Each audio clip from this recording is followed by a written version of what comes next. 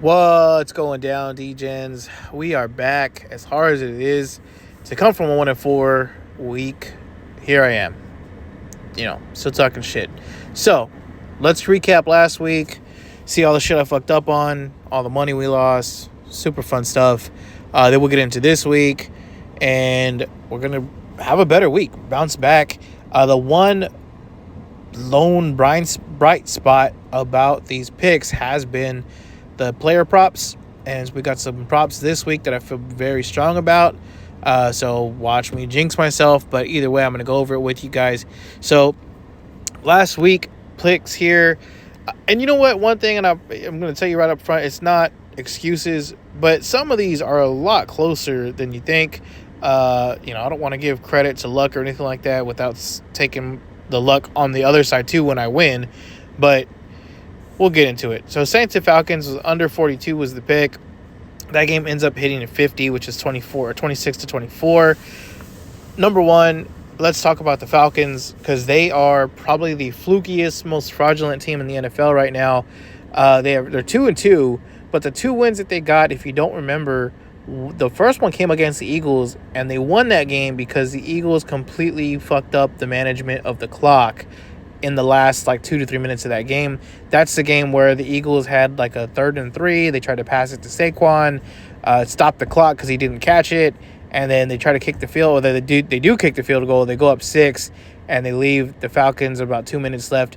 They drive back down to get the last touchdown to get the win. That should not have happened. They should have managed that clock better. They really shouldn't have even kicked the field goal. So either way, the Eagles should have got out with that win. But then last week, the Falcons win the game, again, 26-24. But their only 2 touchdowns didn't even come on offense. They came on defense. One was a pick six, or one's defense, one special teams. The other one was a punt. They got fumbled into the end zone. They recovered it for the touchdown. Without that, they score a total of 12 points. What was it? 12 points. At all field goals, and the last field goal that they kicked as time expired to win the game, they even fucked that up. They managed to, I don't know what the hell they were thinking, but they kept taking shots downfield when they're just strictly trying to get into field goal range, and they end up having to settle for a 58-yarder, which could have been a lot easier. They could have at least brought that down to, 55, 52, 50 with a couple of runs, because they did have a timeout, or at least one run. And it just seemed like they were even given the running lane from the Saints because the Saints were obviously trying to play the deep stuff, and they just didn't take it. They completely messed that up, and they got lucky that Koo was able to hit that. And he hit a career-long field goal for that win. So, again, the 2 fluky touchdowns plus the complete mismanagement at the end of the game, they should have lost that game. They should really be 0-4. That's how close they are at being 0-4 with this team. The game that is tonight, if you're watching this on Thursday, is the Thursday night game with Buccaneers at Falcons. Bucs moneyline is going to be the first pick, and I'm telling you that right now, just since we're on the topic of the Falcons anyways. Yes, both teams are messed up. Yes, I just went over how the Falcons are completely fraudulent. But then, lastly, the Falcons' offense does not look good. They just have not been able to sustain drives, regardless of who they're playing. They played the Chiefs, who have a good defense. I think that next week, the Falcons' schedule finally kind of opens up because so far they've been playing a lot of tough opponents. But right now is just not the time. And again, I just don't trust this team. Also, these guys are going to rematch in 3 weeks. So even if you don't bet this game tonight with the Bucs money line, I would still take some time to watch it because, again, the rematch is 3 weeks away, and the rematch schedule is something that we like to hone in on. It's something where we're going to get some of this money back. So watch it, if nothing else, to see what is repeatable, what's not, and what, if anything, can be changed in 3 weeks from now. Because usually when teams play this close to each other, as far as the rematch, the team who loses the first game usually wins the second game. I'm not sure if that's going to happen, though, here with the Falcons if they don't make some serious adjustments just to the way that they want to play and their coaching. But anyway, so that's one pick, and it's also one recap from last week. Bills and Ravens over 46.5. That one, we come 2 points away, and this one, again, there was a missed field goal that would have put this game over. It's at 45 points, the game total with like 11 or 10 minutes left in the damn game, and there is just such a blowout that both teams put in their subs and don't give a shit about the last like 6 minutes of the game. And we really, again, I know it's easy to be like, oh, we should have won this one, bad luck, but this game, if you give me that situation time and time again, I'm going to take it every time. If I'm 1 point away from hitting the over with almost the entire fourth quarter to go.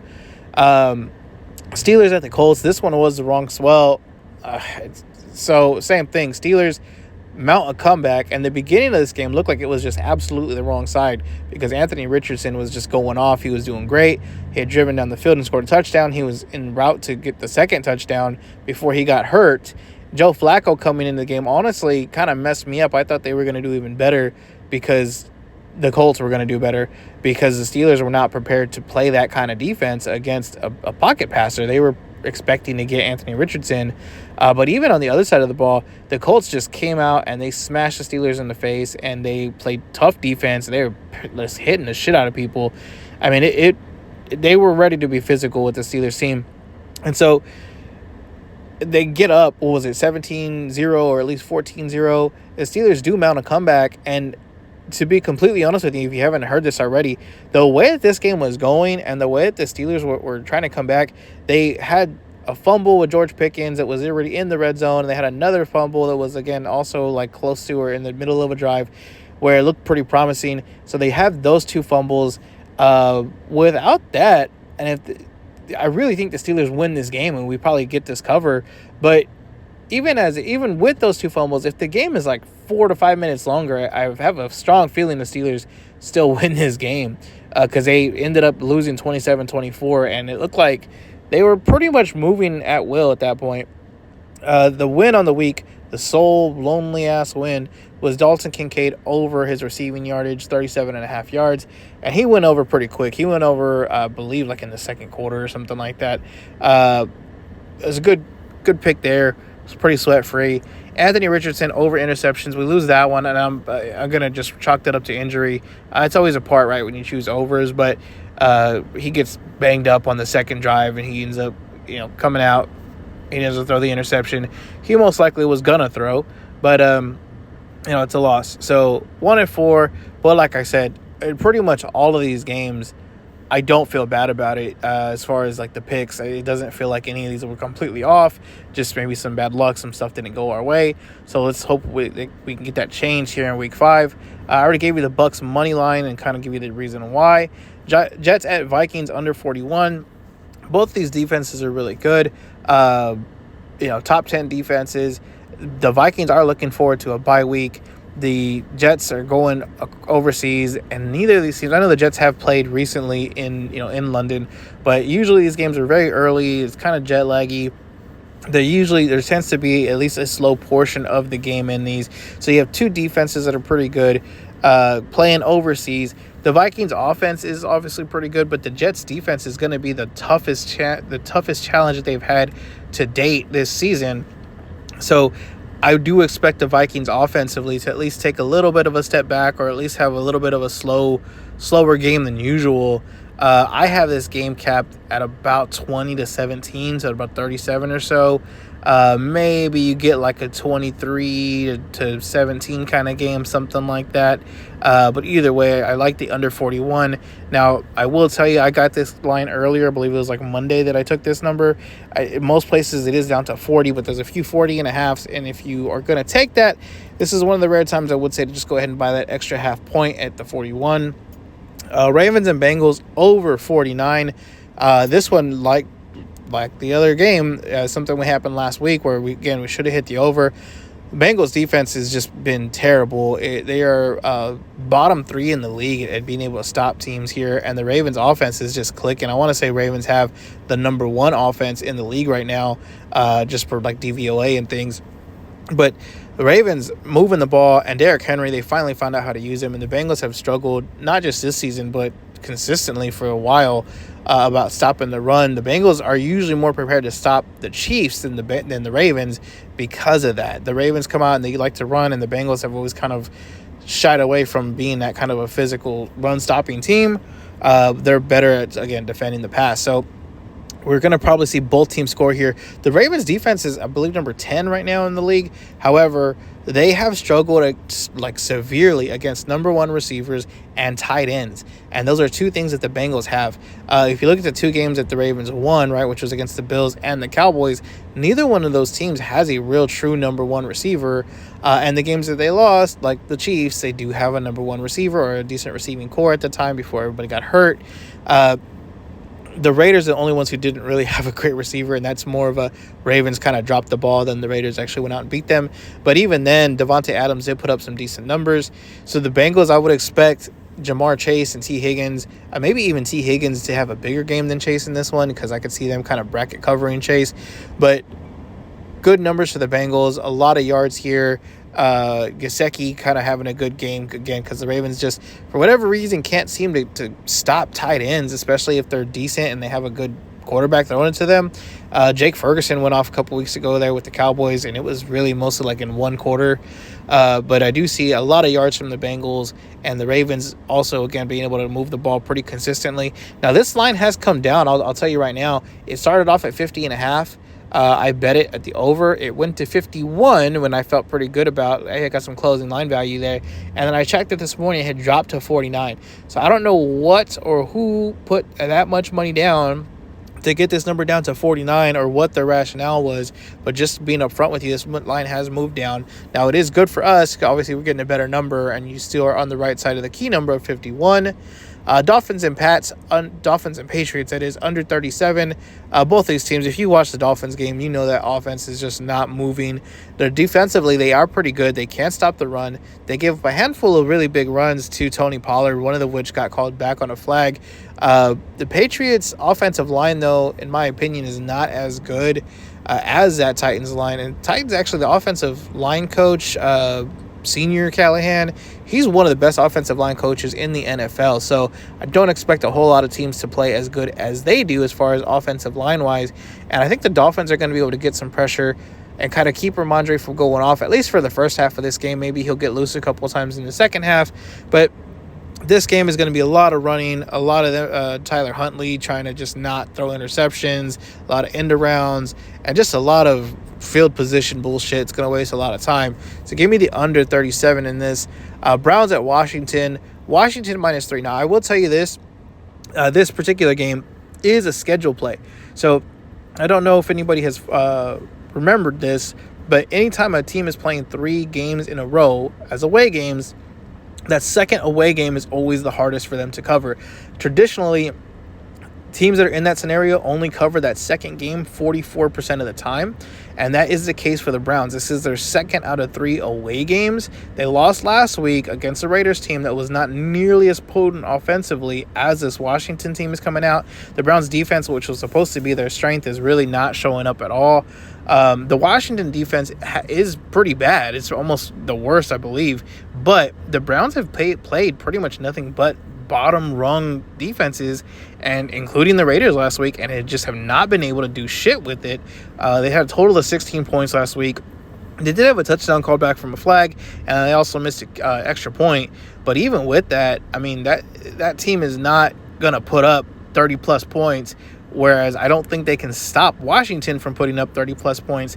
The only way that I could see them doing that is if Daniels gets injured or something like that, which, knock on wood, hopefully he doesn't. But give me Washington -3 for the DVOA. My grading algorithm says that they're at least, much more than 3 points better than the Browns, as well as the scheduling issue. Raiders at Broncos under 37. Like I just said, Raiders offense not great either. They put up 20 points against this terrible Browns defense last week. Broncos defense is for real, though. Broncos defense is very, very good.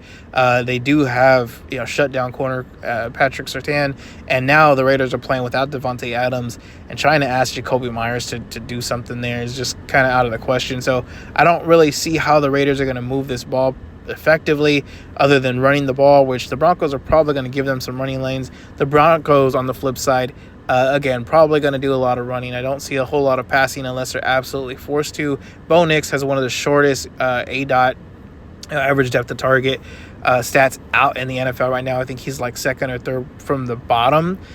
So a lot of underneath stuff, a lot of running, just a lot of long drives in this one, and probably what's gonna be the case here.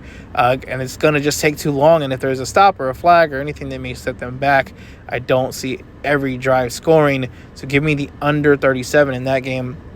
Cardinals at 49ers. This is another scheduled spot. Now, this is a different one, though. So anytime we see a game or a team play 3 games at home, when they finally travel away, their first away game, they drop that game or lose that game 90% of the time. You heard me right, 9-0. Last year, there was 10 teams that were in this exact situation, and if you did the quick math in your head, 9 out of those 10 teams lost their first game away from home after their 3-game homestand. So it's most likely some sort of distraction, right? At home, something else is going on. You're finally having to leave after you've had this like nice little home break. I think the 49ers are the better team anyways. I have them capped better. I have my algorithm zone that they're better, but the fact that they're also in that scheduling situation makes it just a stronger play for me. So give me the 49ers -7. Speaking of which, the Washington play, just to let you guys know if you're not looking at the screen, Washington is a 2-unit play for me. Those numbers on the right-hand side are how many units I'm putting on this.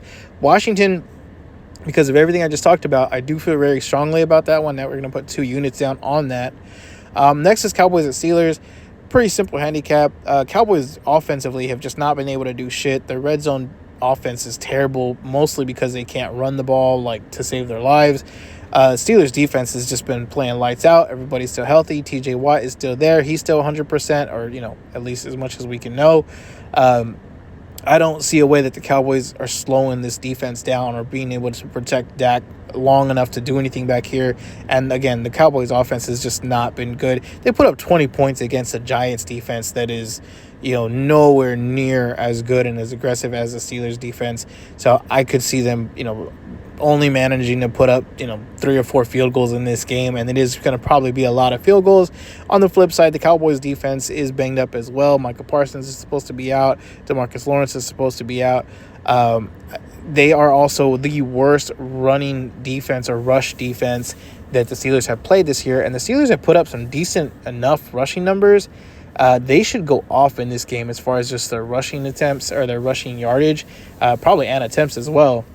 So on top of that, so first of all, Steelers -2.5. That's the reason why. Now, as far as Najee Harris, because now we're getting into the player props here. Again, this has been the best part of these picks. Najee Harris over 58.5 rushing yards. Now, a couple of things on that. Number one, both Jaylen Warren as well as Cordero Patterson are both still dealing with injuries. So usually this number is kind of hit or miss with Najee Harris because he's splitting the backfield. Both these guys, watch the injury report, but if both of those guys miss, this should be a smash over for all of us. Over 58.5 rushing yards. The guy's going to finally have the backfield to himself, or majority of it to himself. And then on top of that, he's playing against the worst rushing defense that they played against all year. And that rushing defense is banged up. This should be smash this. As soon as we find out that Jaylen Warren and or Cordell Patterson is out or limited in this game, we're going to just smash the shit out of this rushing yardage. Also, though, Travis Kelce in the Saints-Chiefs game. So, number one, Holly already know Rashee Rice is out in this game. Obviously, Isaiah Pacheco is out. Hollywood Brown is out. So they're really down as far as receivers go. There's Xavier Worthy and Travis Kelce. Travis Kelce finally got involved last week. I don't know his exact yardage, but I know he had at least six catches, possibly 7. I believe it was 7. But this week, I see them even funneling more to him. And the Saints have kind of struggled at stopping the tight ends there. It's really been one of the few spots that they struggled against defensively because they shut down the run pretty well. So I don't know how much rushing yardage we should expect from the Chiefs. But passing-wise, I do think Travis Kelce is going to have some work here, and he's going to be able to beat whoever they're putting on him, even at his ripe old age of whatever he is. So give me the over 56.5 receiving yards, and to go with that, we're going to go over 5.5 receptions for Travis Kelce, and I would not mind laddering that as well. If you want to do over 5.5, parlay that with the over 56.5 receiving yards, and then again maybe even ladder that with the overs for the next bracket, depending on where you're at. That may be 65 for the yardage, and I would still do 5.5 for the receptions, and you can just kind of keep parlaying those until you feel comfortable. I would really go all the way up to like 70 with Travis Kelce as far as receiving yards, or if you want to do an anytime touchdown.